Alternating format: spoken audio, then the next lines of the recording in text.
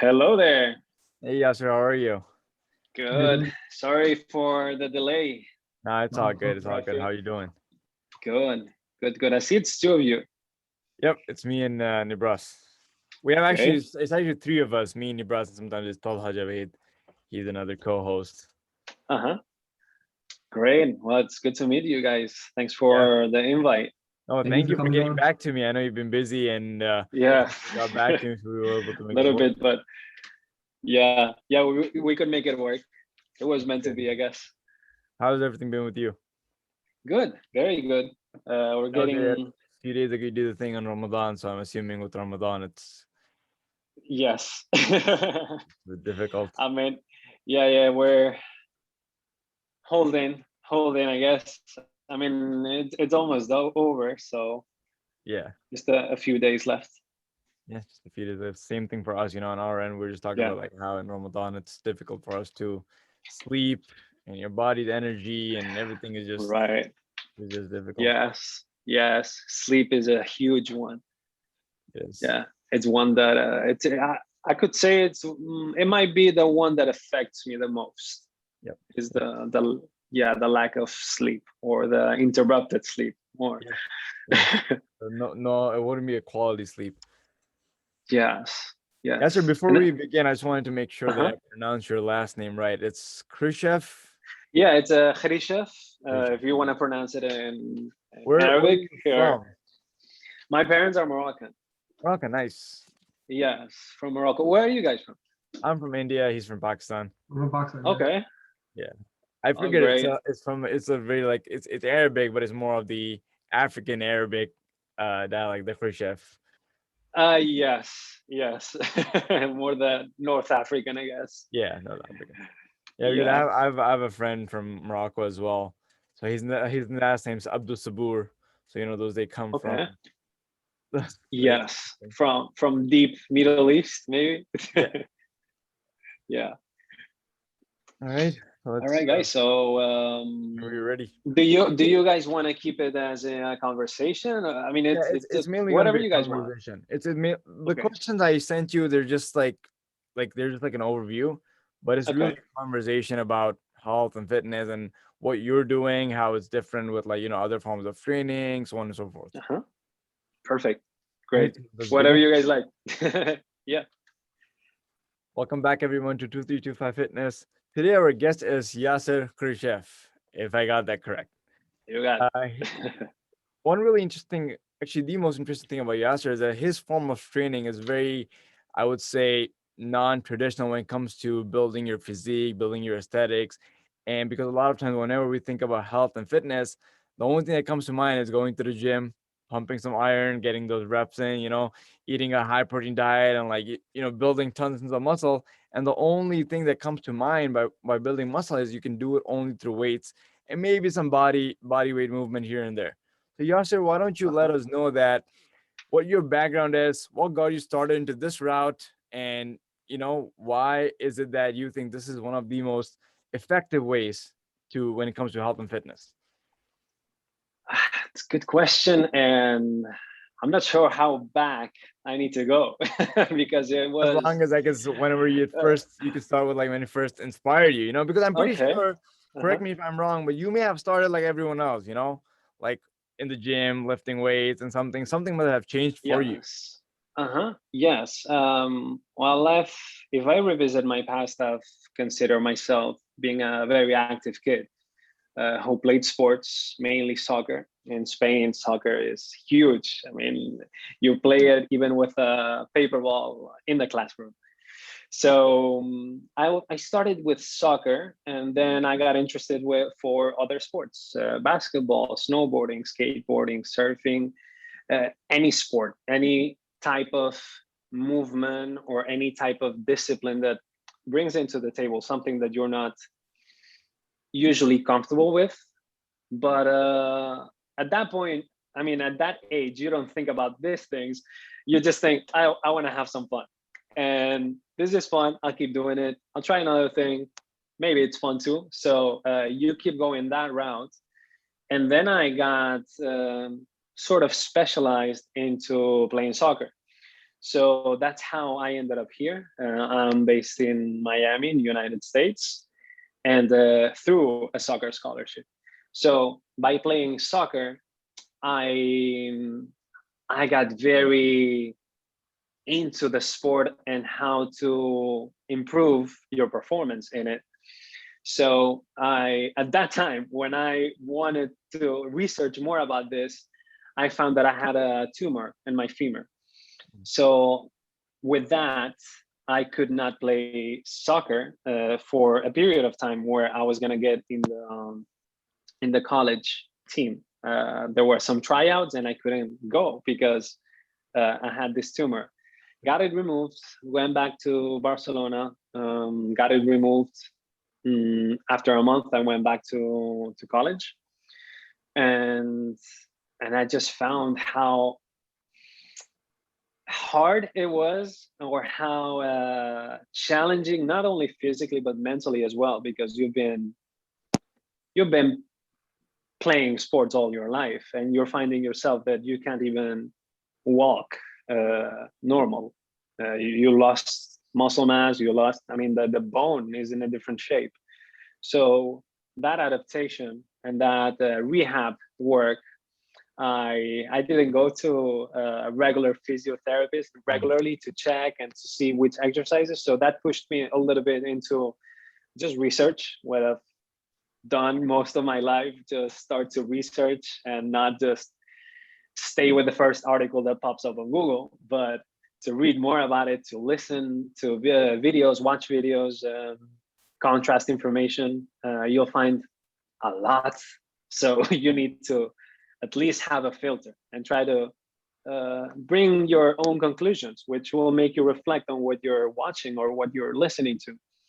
So that was the beginning, really, of it, because I had to rehab, and I started to go to the gym because I thought, well, corrective exercises, I need weights, I need stuff. So some of the exercises I did not need weights per se, but body weights plus a gym that's available, easy available for the college. So I started there, and then started just lifting weights, build some muscle, and get some not physique wise, but more kind of a strength. But the aesthetics, of course, that's a nice bonus. So why not? Yeah. So that was pretty much the beginning. Started lifting weights with the idea to rehab and to strengthen my leg, and to really just be stronger, faster, be able to play soccer, be a more complete athlete in terms of physical capabilities. So it could be, in that case, it was strength, the prime focus. So, and you say that you still play, like, are you back to completely playing soccer? I mean, probably like recreational. No, actually, my soccer, like if we want to call it career, or I call it myself career, whatever. My soccer history sort of ended with when I graduated college, pretty much. Graduated college, so I had to find a job, and then I started working as a marketing coordinator. And then from there, I started having personal clients for personal training.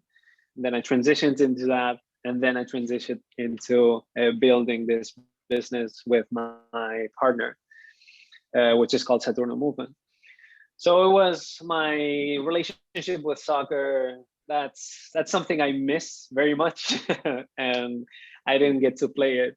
I haven't gotten the chance to play it in years, actually. So it's really interesting. Just a quick thing on this. That's really interesting because injury is what led you to do your research and a lot of these things that you have today. And I can definitely relate to that because back in 2012, I had my first partial ACL tear. And I looked more into it. Now, every single time I got injured after that, my knowledge just increased. Now I knew how to like self-diagnose, and like before I even go to a physio to understand that. And that kind of like is very important to understand, because before that, nobody pays attention to how their body actually moves or how their body actually feels. But once you start looking into deep, then you realize that every single thing connects in the way it's supposed to, and how you can strengthen it, how you can work around it. That's really amazing. And that's what led you to, do you like did more research into like specifically coming before you created the Saturno movement, or was it something like created out of passion that was part of the research that you were doing? The research, like I said, started with that, uh, let's call it injury, or that little hiccup with the tumor. And then it followed. It just followed as I was improving my physical performance in that case. Even we can get into the mental aspect to it of it as well. But especially since the focus was on the physical, started there, seeing how I was improving, how I was actually more confident, and how more movement was available to me. So the moment that you realize that, it's kind of like you've been uh, not get hooked, but kind of like it's hard to go back because you know how you can actually be here health wise. So and then I, along with two of my roommates, we started to train together. So go to the gym together, research everything together, nutrition, fitness, all the information. And then we started a YouTube channel. That YouTube channel was in Spanish only. So we had access to that, to this amount of information in English, and get to communicate it to the Hispanic audience. So that's how I started the first project. It's called Locura Sana Fitness, and it's on YouTube, and it's, the channel is still actually there with all the videos, which is funny to watch when you just started a YouTube channel, and then 10 years later you're still doing that.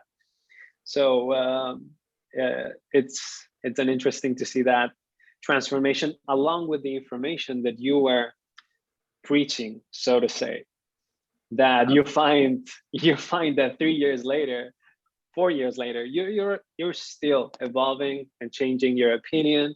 Things that were supposedly set in stone back then are found to be myths. I mean, we can go from spectrum to absolute truth to this doesn't work or this doesn't make sense. So which makes me think constantly, and the guys here as well, that the information that we're getting right now, don't get married to it. Don't get identified with an idea, because that idea might change, and you are for certain thinking that nothing is going to change your mind right now. Yeah. And you see years later that it has happened already. So why not again? And that just leaves everything out to the open, to explore and to experience and to test and just experience it and get your own conclusions. That's I guess that sums it up. Yeah, it's like reinventing the wheel, especially if it's something that you're passionate and you really love. Exactly. Yeah, I don't know if I went on a tangent there. Oh, no. From okay. Yassir, you made a good point regarding like not to be stuck on like a specific idea. Like, you know, you want to be open-minded. And you also talked about your research. So can you talk to us about in the beginning when you were first doing your research, was it more independent, or did you join, did you do research at school, and like how did you distinguish between what works and what didn't work? Okay. So the research, it was nothing official with a school or with a college, like a lab or something related to let's analyze the performance or do a study on it. But it was more of three of us were into this thing called fitness at the time. So we started reading everything, just everything about the topic, also nutrition. But fitness, as in physical training, that was the go-to. And then you spend many hours on Google, and you start to filter. Okay, here we have all these people who have certain certifications with a lot of acronyms that I don't even know what they are. You get to know those acronyms and those certifications, and then you see all the information that they are giving, and it has a pattern, and some of it is 100% empirical, that if it's backed up with a study, it's valid. If not, it's not. So there's this kind of category, and then there's another category which goes by more experience and more about things that have been working for millennia and that now are getting trendy. So you start to see that group as well. And then you start to, at one point, you have to pick what you want to share. And since we were unexperienced, what we picked was the empirical data and all the studies that were done. So let's say that, for example, nutrition-wise, if you eat carbs at night, the typical myth, if you eat carbs at night, you get fat. Or when you sweat, you're burning fat. And that's, I mean, I'm talking about myths, like old school stuff.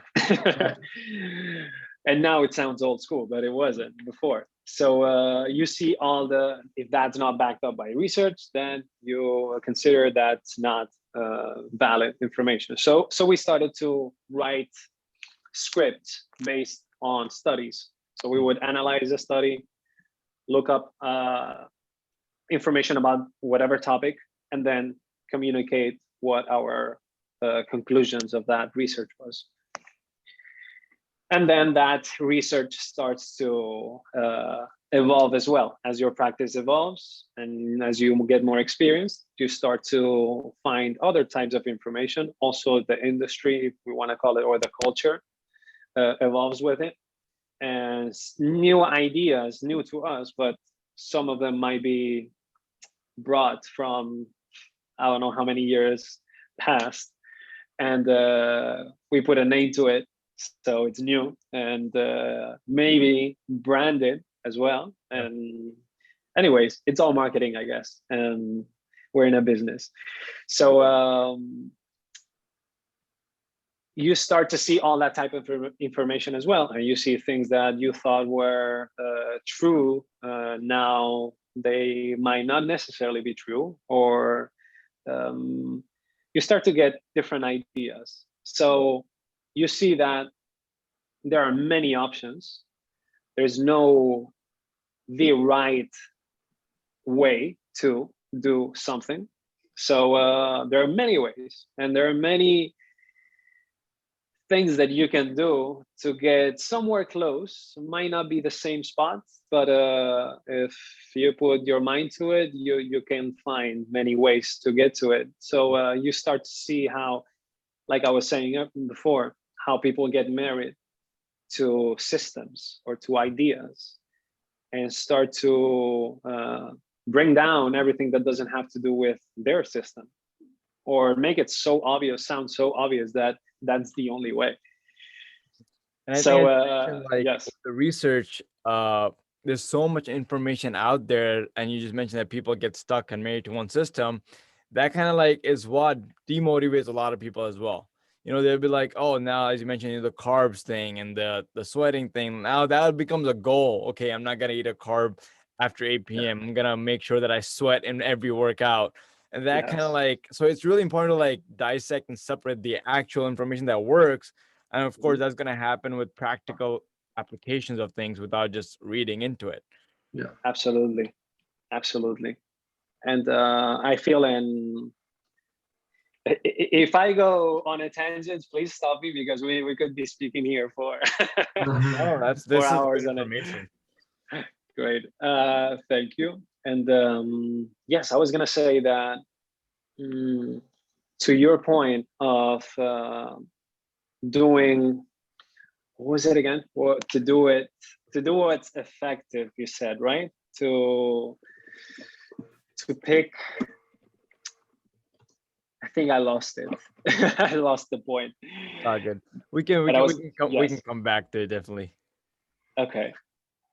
So Yassir, transitioning from your, like, you know how you were saying that you and two other partners, you guys were doing your research in the beginning.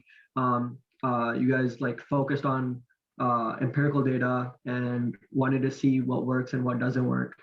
To now, your transition from that point to now, talk about why did you gravitate towards your training method versus like the typical free weight training, going to the gym, lifting, doing a bench press or doing dumbbells. What's the advantage of your training method compared to that type of training?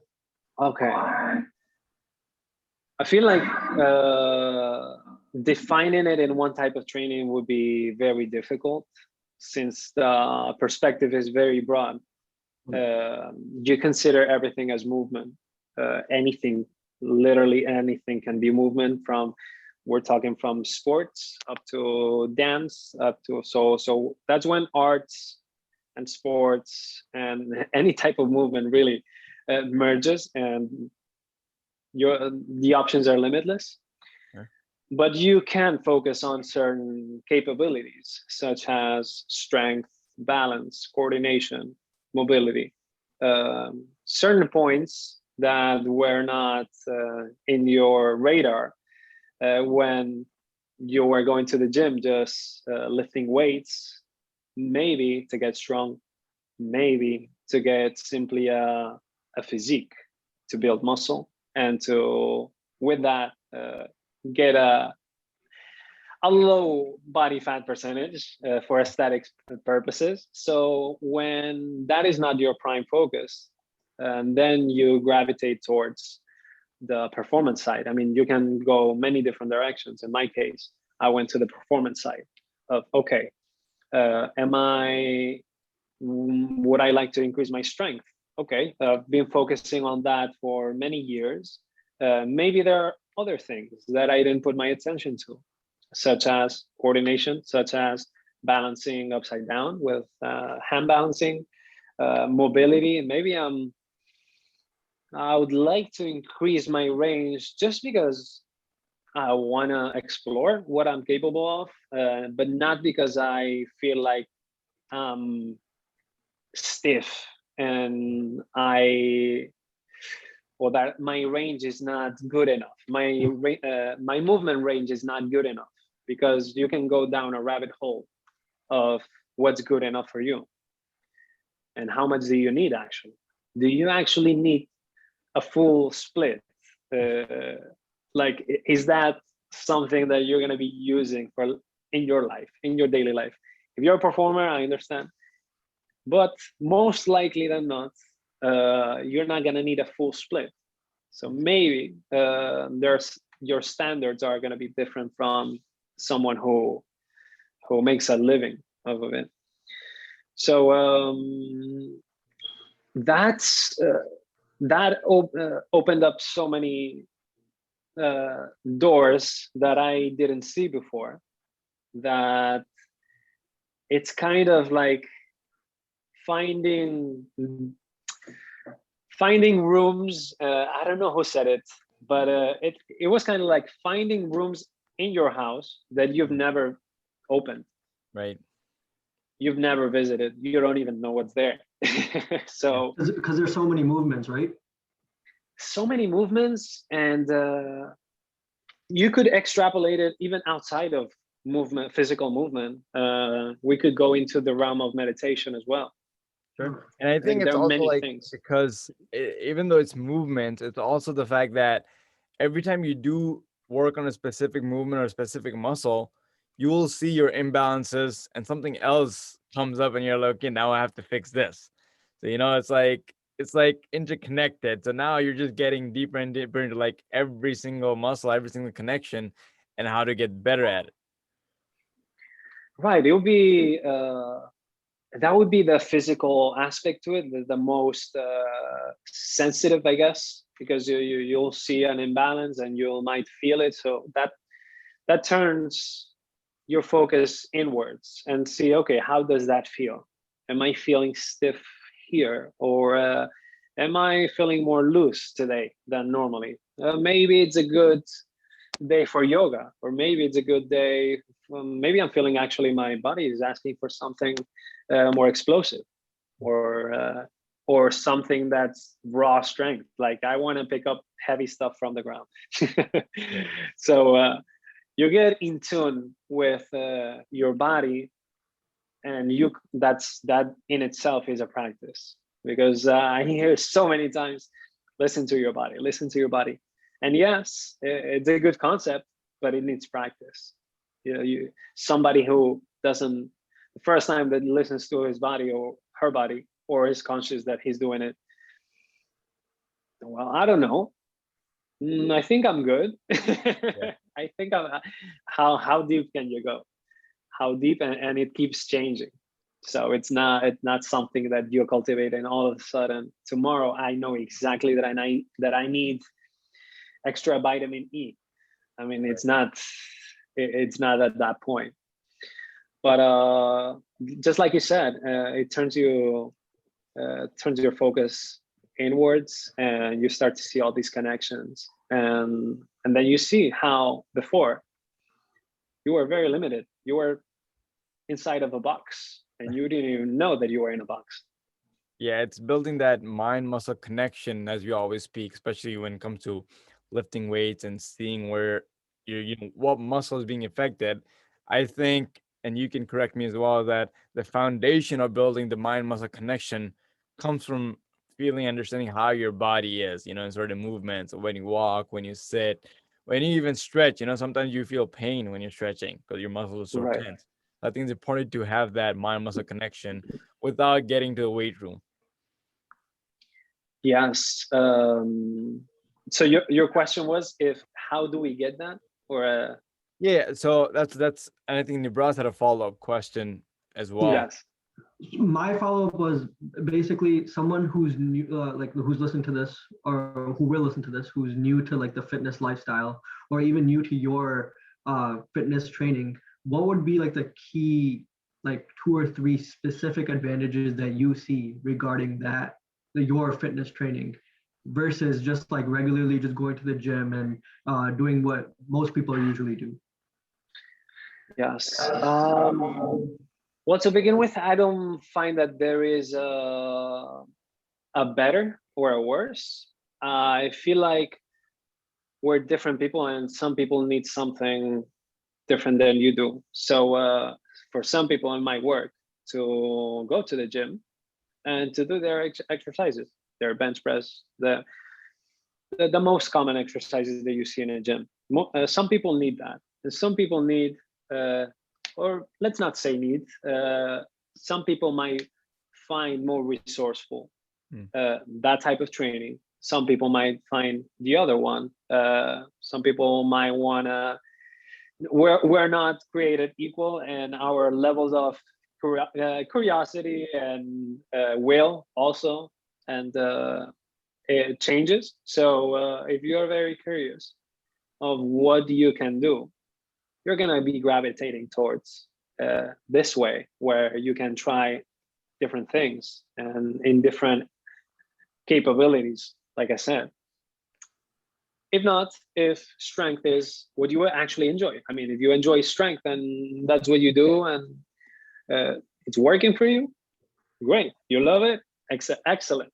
You don't need to switch over because I feel like this is more complete for you, or I feel like people in that aspect have just many different options and they can pick.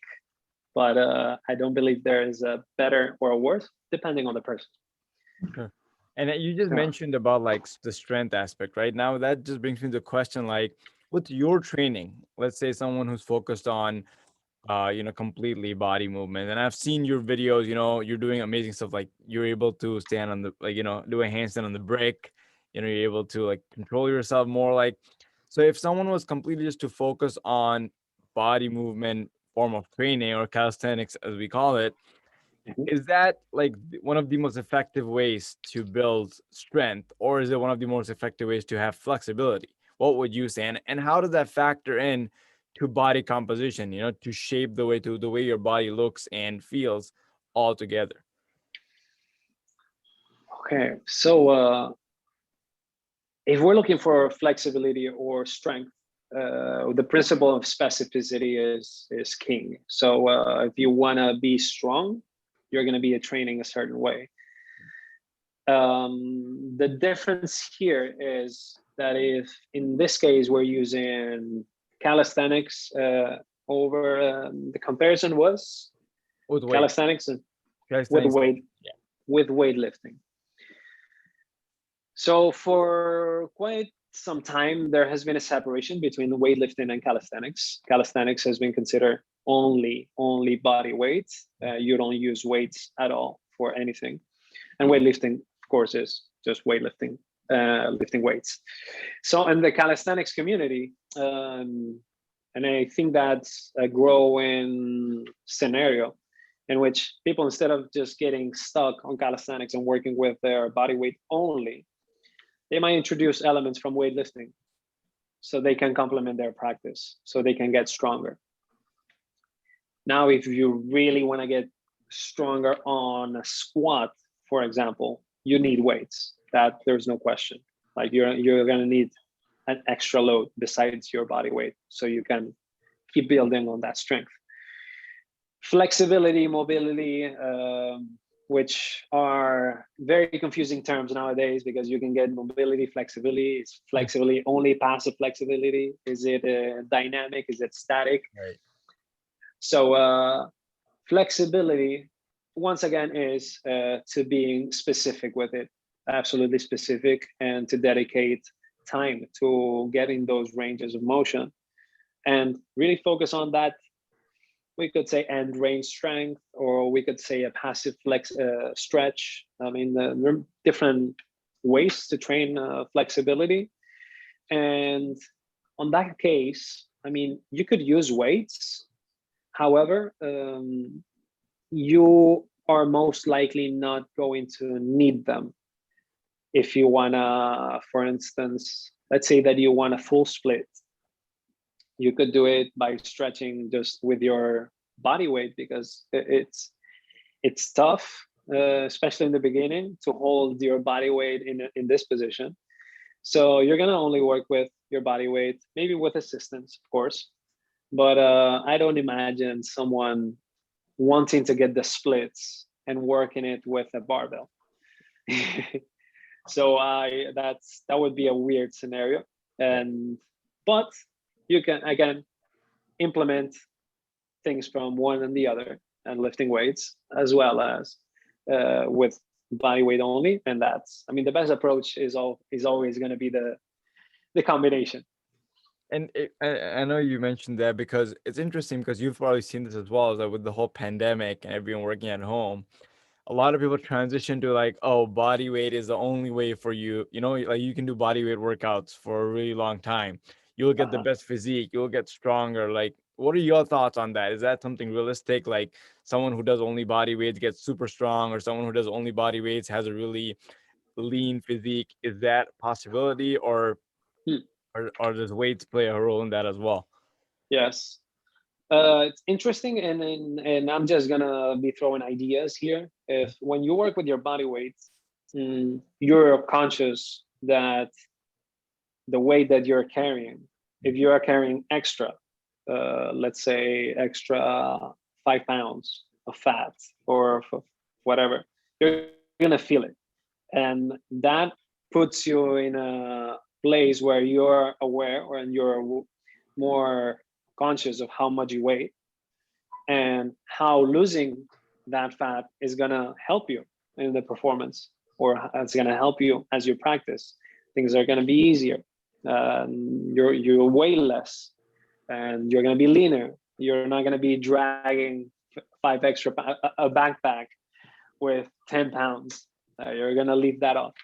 So that's a fair point. And in terms of how consciously or how aware you are of how much you weigh, something that could not happen on the weightlifting room.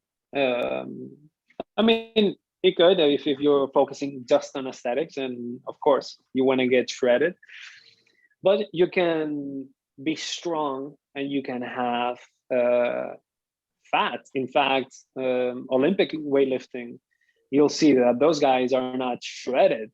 Not all of them are shredded. Some of the fat is also helping them in lifting that much weight. So two disciplines completely different.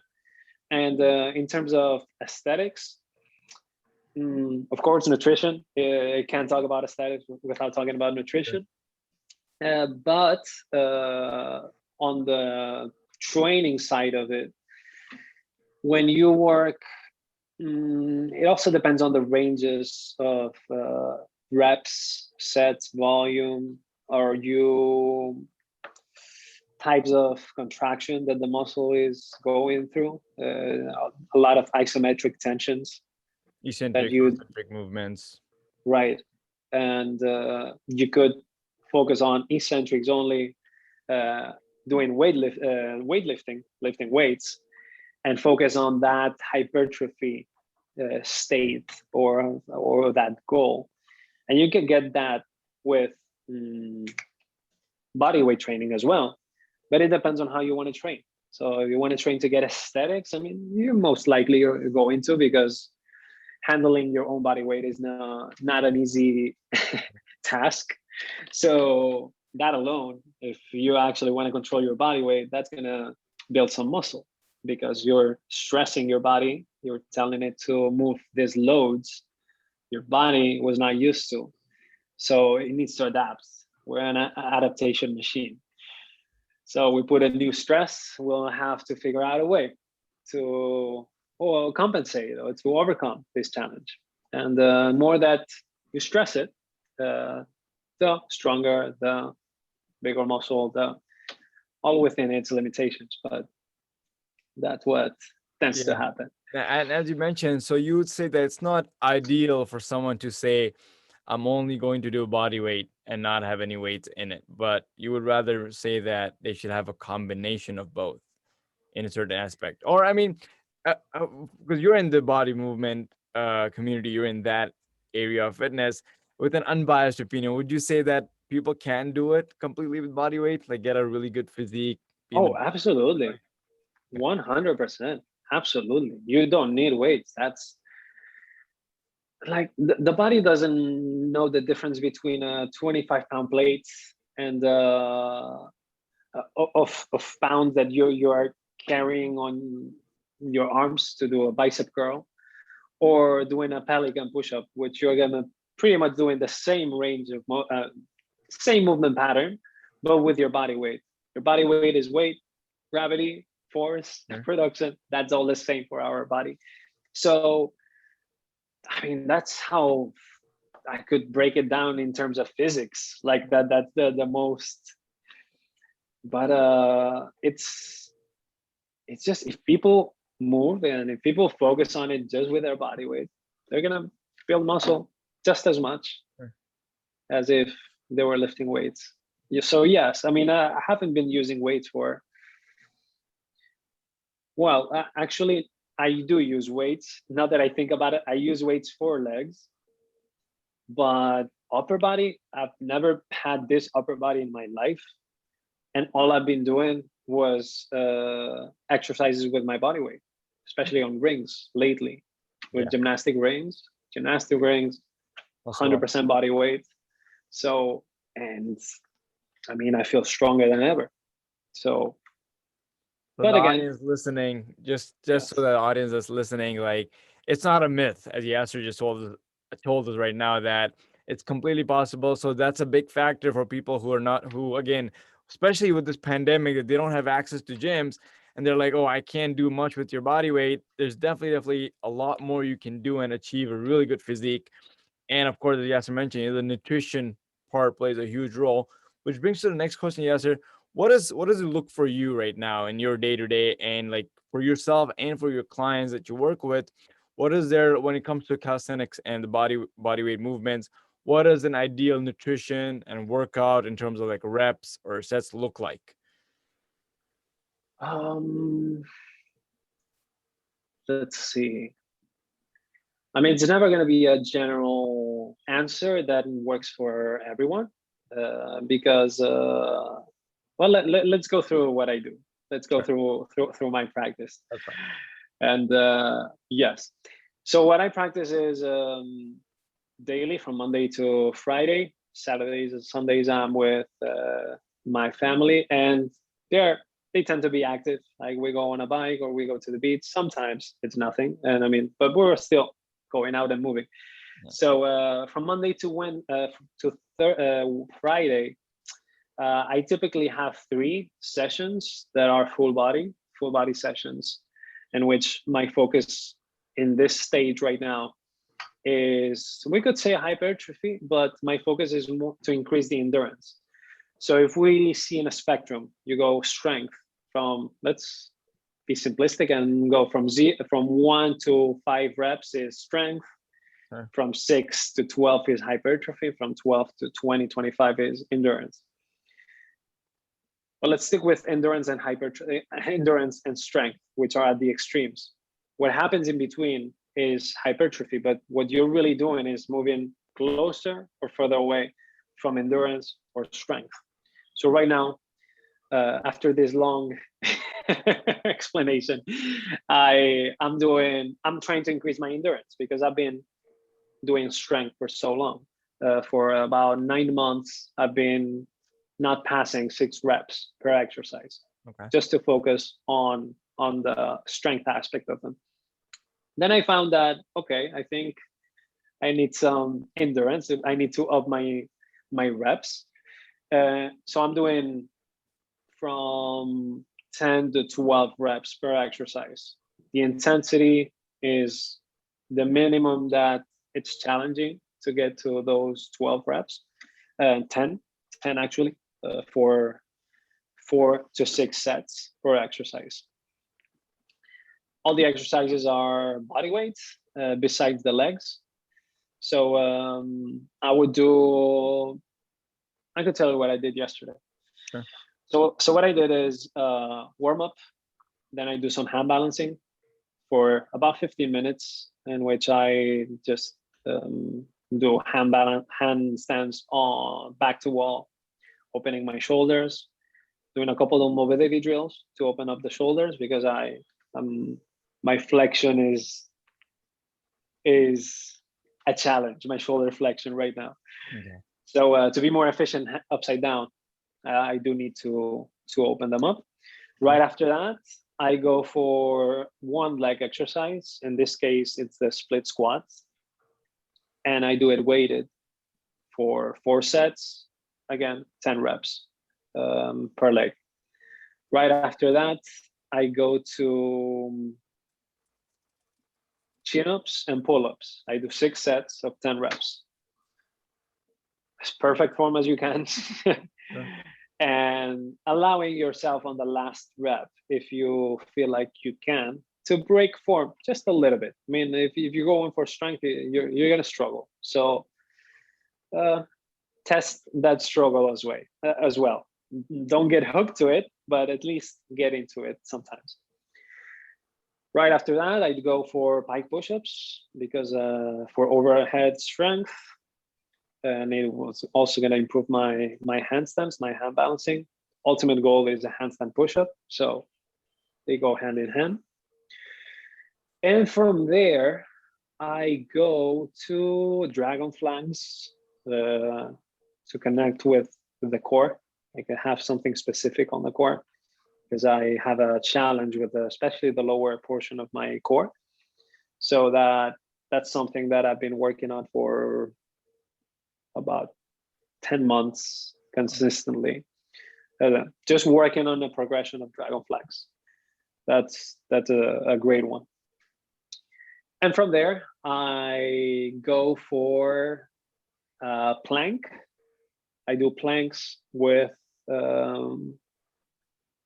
full tension of the body, focusing on the transfer into the planche, which is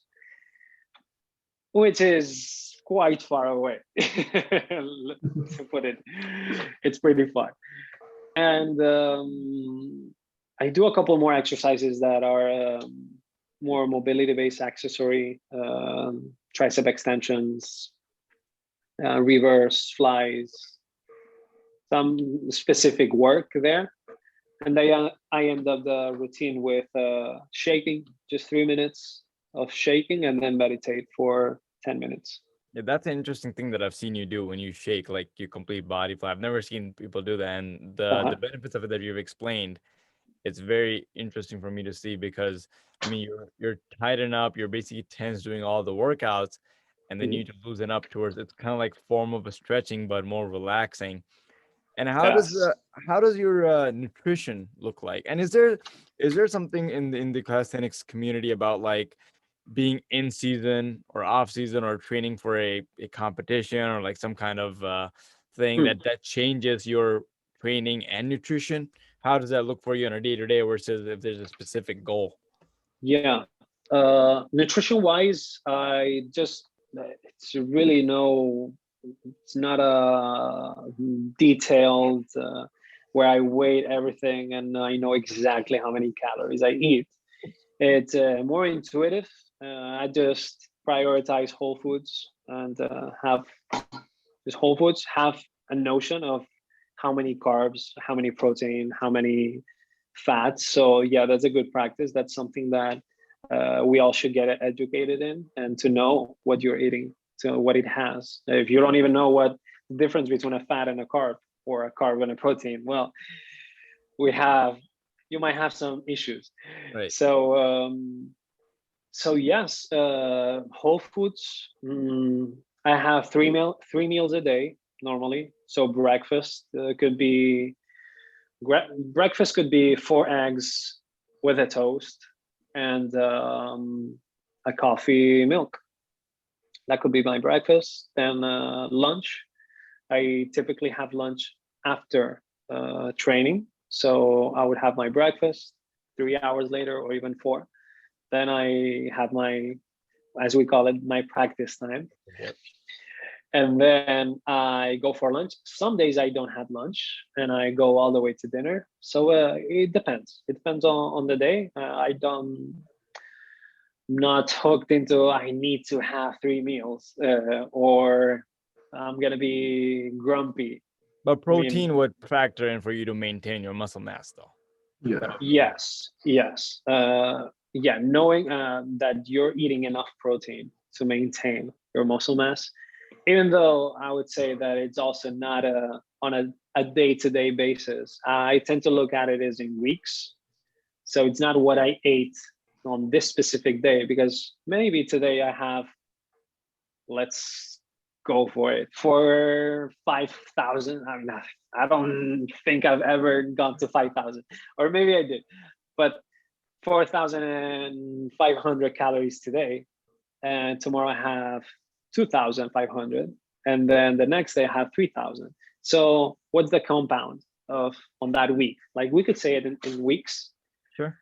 But once again, the body has this kind of it has its time, and everyone's time is also different. So and on that point, I'm just curious, because you just mentioned that a lot of people, well, pretty much even our research and a lot of people advocate for this, is that protein has to be on a daily basis. Calories could fluctuate, but if you're not able to have your protein, the same amount of protein for you to maintain your muscle mass, that kind of affects in the long term. Is that something that you've seen yourself by missing? Let's say you missed protein a couple of days and then you come back to it and you're just like on and off. Does that affect your muscle size, your muscle mass? It could, but more than a fluctuation in protein, which protein helps build that muscle, the fluctuation in carbs is the one that you'll see affecting your aesthetics in this case the most, since the carb molecule retains water. So if you eat less carbs, less water retention, so you might have less, your appearance might be a little not so inflated, right? Not so buff. So that's why in some of these more than diets, I was going to say, that's why when you fast, one of the first things that you see if you lowered your intake in carbs, is how you kind of deflate. I don't know how to explain. Small. Yeah, you shrink. You literally shrink a little bit. Your skin is tighter to the muscle too, depending on how much fat, but you get tighter. Plus the inflammation. Carbs also inflammate. So there's this fluctuation. Now back to protein. I wouldn't worry about not having enough protein in 2 days. Not even a week, I could say. Like, yeah, I'm gonna eat protein regardless. I can't. But hitting the number. Right, but hitting that number, that's technically what you need, like at the 2 point whatever that you need per kilo or per pound that you need per kilo on that day, you're gonna be fine. You'll be fine. It's like I guess there's fear of losing gains. Yeah, that's a big fear. Right, and if you just are consistent, I mean, the muscle is gonna grow, especially if you're a beginner. Let me tell you, if you're a beginner and you're not touching your diet, you're gonna see a change. Yeah, a lot of they call the newbie gains. The newbie gains are real. The newbie gains are real, not just for the newbies, but also for the seasoned trained person who took a couple weeks off. Like, you get in the groove again, so the body is gonna readapt. So you have some gains. Like, it depends on what we consider gains. I mean, it could be coordination gains, strength gains. It could be the same thing with the body, with the composition. It will be adapting to what you give it, but those adaptation is not overnight. Like, okay, today I hit my macros and my calories perfect. Tomorrow I'm gonna be just a half an inch bigger, or doesn't work like that. So Yassir, can you touch on, we've seen your Instagram and you talked about like you're doing exercises on the rings, and a lot of your exercises and a lot of the stuff you post, they're like wide body movements. And I know that building your core is extremely important. So can you talk about how to build your core properly, and what type of exercises and training regimen you do for that? Yeah. One thing before you answer that, just came to my mind that core. Can you also specify like what is core? Like, if he has a strong core, does it mean that he or she they need to have like a ripped 6-pack, or they can still have a strong core without the toning definition of it, and they can still do the same work? Yeah. You can answer how to train the core and what's the difference between the core and abs per se. Yes. Okay. Let's take this. Let's start with the training, and then we'll follow up with how to develop your core, and if having a 6-pack that shows is a sign of a strong core. Yeah. Yes. So for core, like I said, it depends on your weaknesses. In my case, it's my lower core, which is simply to flex your lumbar spine. That's what really is. Like, if we think about core, the spine is 100% involved into that. Your pelvis, your pelvic tilt. So in my case, I didn't connect much on my lower core, and the core connects the upper body with the lower body. So you don't get to control fully how the whole body is positioned in space if you have a missing link there. So dragon flags have definitely been of great help. Planks are an underrated exercise. Planks, if done correctly, you can be tensing there, give it all you got, and that's going to be a challenging exercise. Sure. Also, ring rollouts or the ab wheel. That's both options work the same movement pattern. Where you are anti-extending the core. So you're gonna have to keep your core tight and not overextend it and get arched. So just resisting that force is gonna strengthen the core. Besides these, which are very specific, you're already working out or stimulating the core with body weight exercises. The core is getting hammered when you do pull-ups. For instance, if we see the EMG, the electromagnetic pulses in the core while doing a pull-up is huge. Like the percentage, I don't remember the number, but it was amazing. Oh. So doing pull-ups, and if you add weight to them, you're already hitting the core.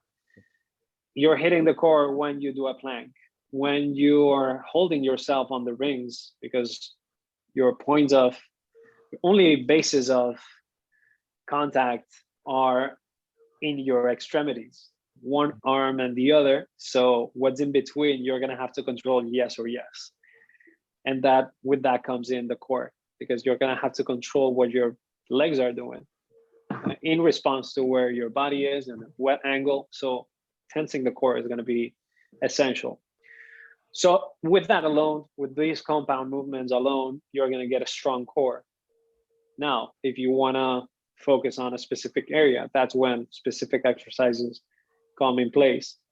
But rather than for someone who's inactive, rather than doing crunches, just crunches, and that's it. Yeah, that's So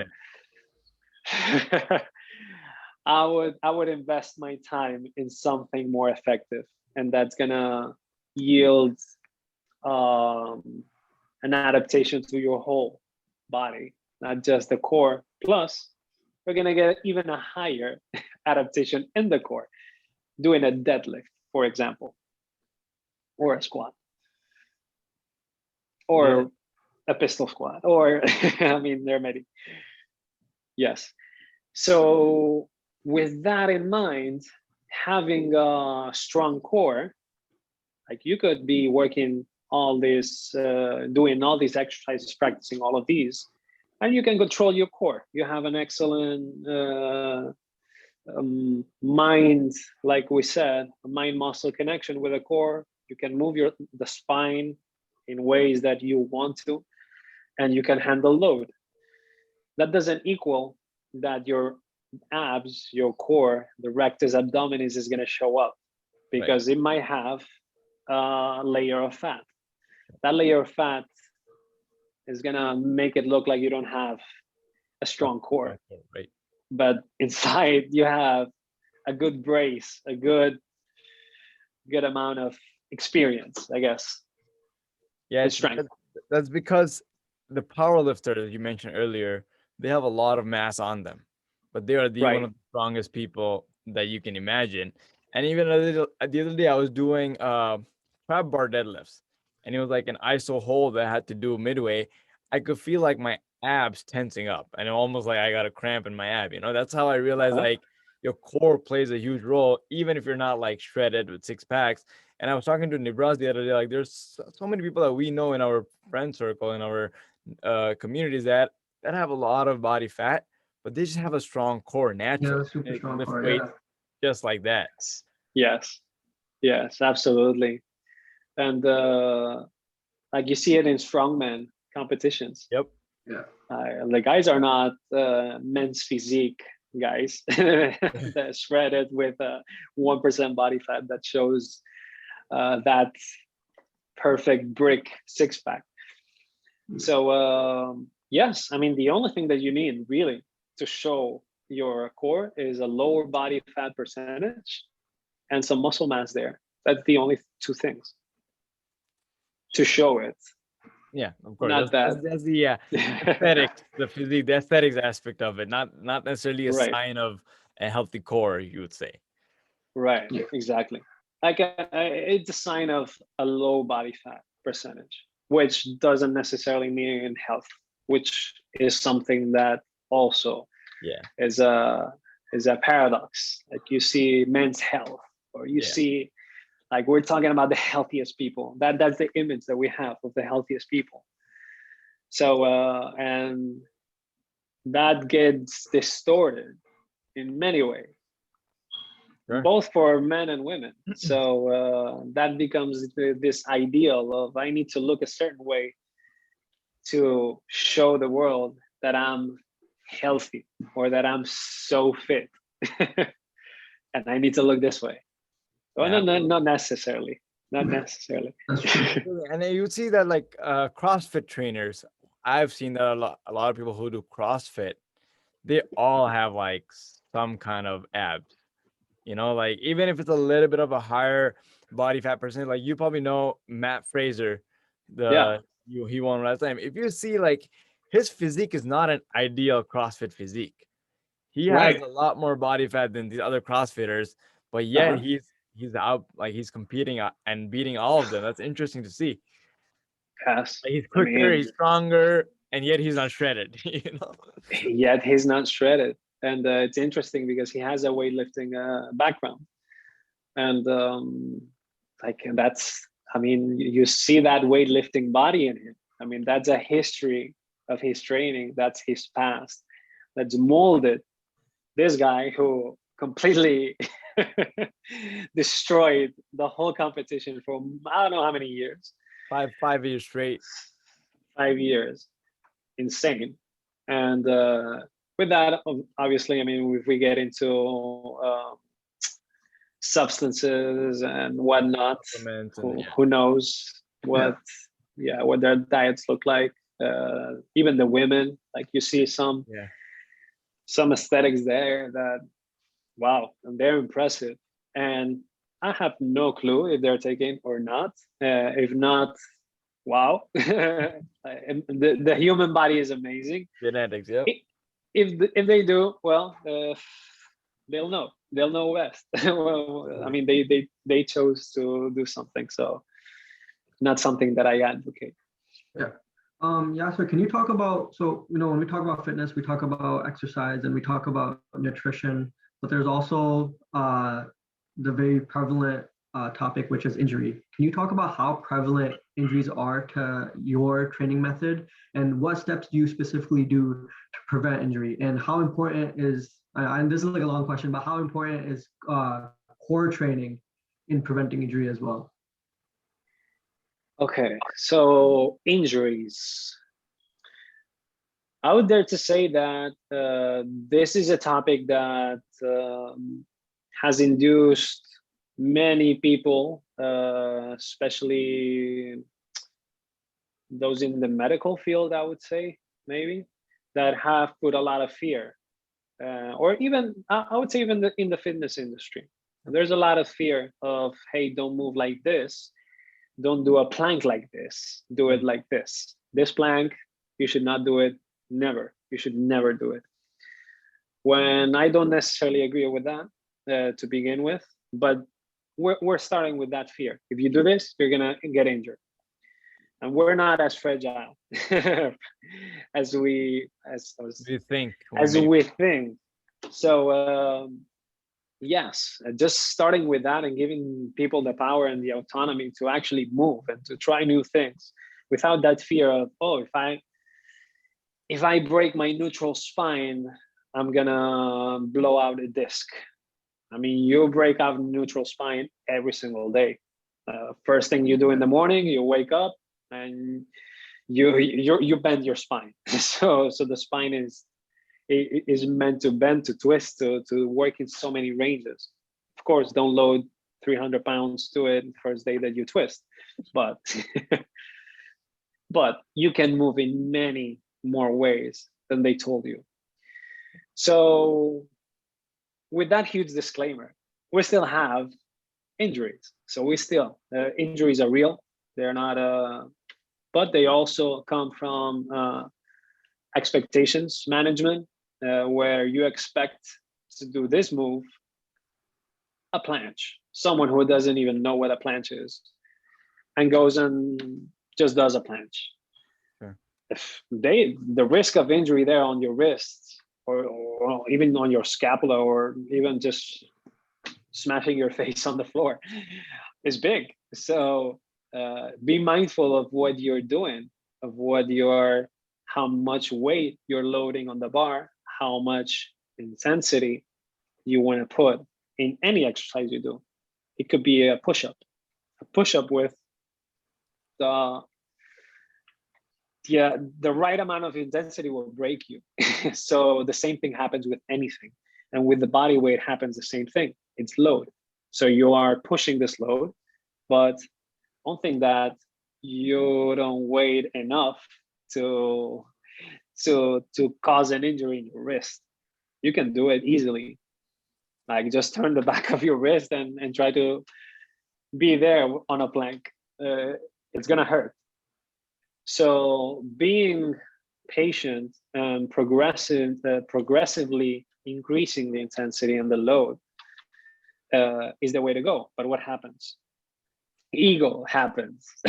we want to get that result as soon as we can, as soon as possible. We want to get a planche. We want to get that six pack that we were talking about. We wanted to get everything as soon as possible, and you're not ready for it. You're going to load yourself with something that you haven't experienced before. You get injured.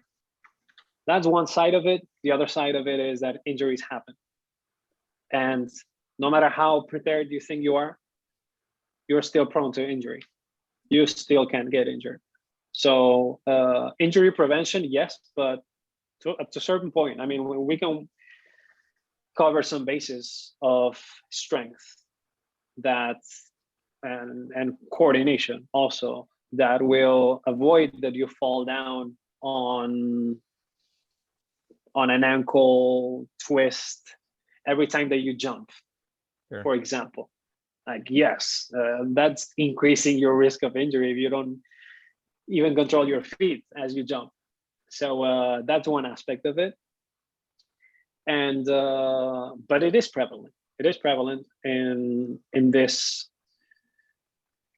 To begin with, it's not a method. What I do is just call it movement practice.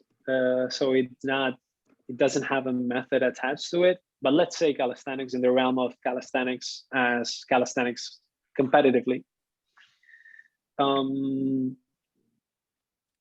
Where was I going to go with this? And the next part injury was, prevention. Yeah, injury prevention. The next part was like core. How important is core strengthening and training in injury prevention?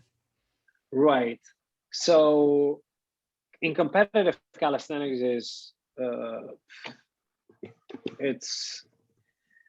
I mean, you're touching it already because you're moving through space. Like I said before, you're doing pull-ups, you're doing flips, you're doing twists, you're doing rotations. So you need to control the core to perform those moves. So the core is already getting enough work in terms of connecting your body. And some of the injuries are not necessarily connected to how strong the core is. Hand balancing, for instance, is, in case of hand balancing, it's the wrists. Even in calisthenics on the bars, I mean, unless you are, I mean, you could flip and fall badly and injure your knee or your ankle, but most likely than not, it's gonna have to be something related to the scapula, to the rotator cuff. Shoulders get hit a lot. I mean, you're suspending your body on your hands through your shoulders. So the shoulder joint takes a lot of, it's very taxing. So many injuries come from there, from a weak rotator cuff, for example, or a weak grip, which will be making the wrist more vulnerable. So more than the core, it would come from there, specifically in calisthenics. Absolutely. Thank you so much, Yassir, for sharing all this information with us. We had a long conversation. I really enjoyed it. And the audience that are listening, we talked about a lot of things here. You know, we talked about why body movement, you know, why calisthenics, how can it help with injury prevention? Why is core training important? And how, like, the myths behind body weight can give you muscle versus, you know, how you have to change things up and why you only need a gym. We talked about these things. So please make sure that you guys follow Yassir. Yassir, where can people find you on Instagram? And if they want to get through with Saturn Movement online, if they're not in Miami, where can they find you? How can they work with you? Well, they can find me on Instagram, both on Yassir /trainer And we're also managing the account, Saturno Movement. So Saturno Movement, both Saturno Movement and Yassir Trainer are on Instagram. That would be the easiest way to contact me, as well as the email. And we also have the YouTube channel, Saturno Movement on YouTube, and that's where we upload most of the long format content that we have. But our work is, I could say that, the most focused on the SM Academy, which is the Saturno Movement Academy. Sure. And that's where we upload all our programs, our plans, routines. We have a community there, and we're touching calisthenics, yoga, everything that we talked about, hand balancing, mobility, a course that's called Primal Elements that goes through locomotions. Coming up is going to be the rings program. So we have all of that at saturnomovement.com. That's awesome. And I can personally attest to that. I've learned a lot from the information that Yassir puts out. It's amazing stuff. It's kind of like gives me perspective to like how much more your human body is capable of than we can actually fathom and think about it. Yassir, before I let you go, I have actually a couple questions for you. Number one, who is the person that you admire when it comes to health and fitness? Is there like a person that you look up to, a role model? Oh,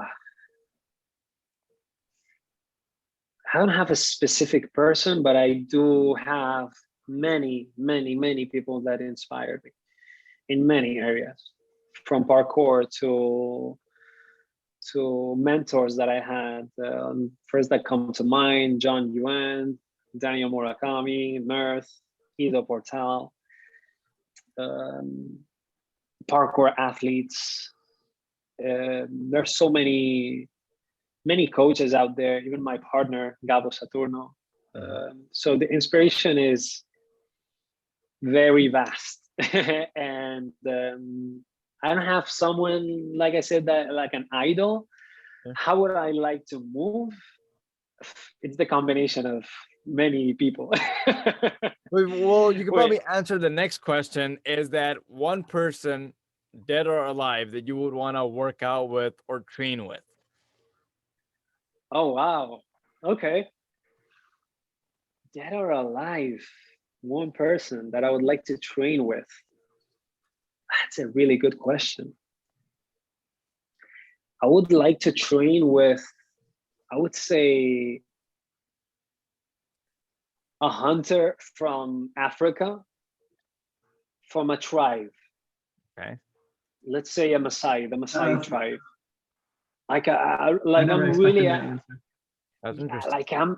that would be so interesting to see what they do. I mean, first of all, they would not be training, but just to see how their lifestyle, how they move, and how they bring themselves about life, and how that would be interesting. Hey, well, we'll try our best to get you connected. That's something. But again, Let thank me you so know. much, Yassir. We look forward to hopefully hosting you again. I know we didn't cover a lot of topics. We didn't cover yoga. We didn't cover how it's different from movement. So we definitely would want to bring you back to cover some of those topics as well. And again, Awesome. Thank you so much for being with us. We look forward to hosting you again. Thanks a lot, guys. That was a lot of fun. That was. Have a good one. You too.